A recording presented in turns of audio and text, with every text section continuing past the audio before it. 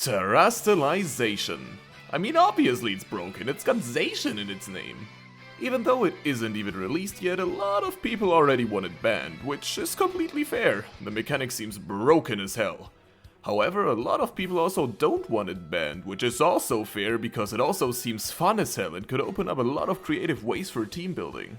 So what is the correct solution? Well, I believe it's neither. Obviously, aside from the fact that we haven't even played with Terastallization yet, I think there are good points for both banning and not banning it. Also, the game isn't even out yet and things can still change, but I will be assuming that our current information about the mechanic is correct. Now, I am neither an incredibly experienced nor a particularly skilled player, but I believe I might have found a way to solve the Terastallization problem. You see, unlike the previous gimmicks, Terastallization seems to have many more useful applications and generally more freedom. Keeping it would probably lead to a really fun metagame with a lot of broken tactics that some players would most likely prefer over a metagame without it. Banning it, on the other hand, would probably lead to a more balanced and more competitive metagame that other people would enjoy more. My potential solution to this problem is actually quite simple. Why not both? My idea is splitting up the tiers, or rather creating two parallel versions of the tiers OU, UU, RU, NU, PU and ZU. Maybe even other tiers like Little Cup or NFE, but I'm talking about the quote-unquote main metagames. One version would ban Terastallization and the other one would allow it, so we would for example have regular OU and Terra OU. Creating both versions would probably lead to more people overall playing them, since the people can just choose the version they prefer. Personally, I would be really sad to see a mechanic as interesting and creative as Terastallizing be banned to AG, simply because a lot of fun and creative applications would just not be seen, or at least not be viable in any tier if this was the case.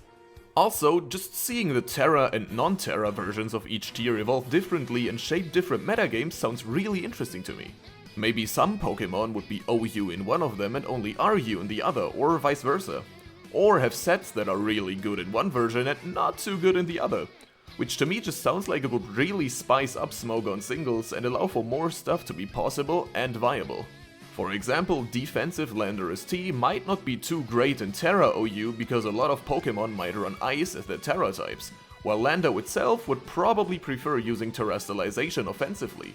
At the same time, defensive Landorus might be really good in regular OU.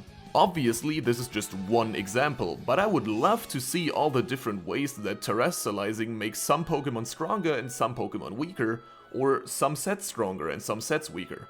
After all, the most interesting thing about competitive Pokémon, at least for me personally, is having almost unlimited options and coming up with interesting tactics by choosing from these options. I would greatly appreciate if you like, comment and maybe even share this video so that more people can hear me out on this one, because I genuinely believe that this idea could make competitive Gen 9 Pokémon a whole lot better. But just because I think that doesn't necessarily have to mean that you think so too, or that this is actually the right solution. So what do you think? Do you agree with my idea? Do you completely disagree? Would you maybe modify this idea a little bit? Please let me know in the comments, I am really looking forward to reading them. Also, feel absolutely free to discuss your opinions and thoughts in the comments as long as you stay respectful. With all of that being said, thank you for listening to my thoughts and have a nice day.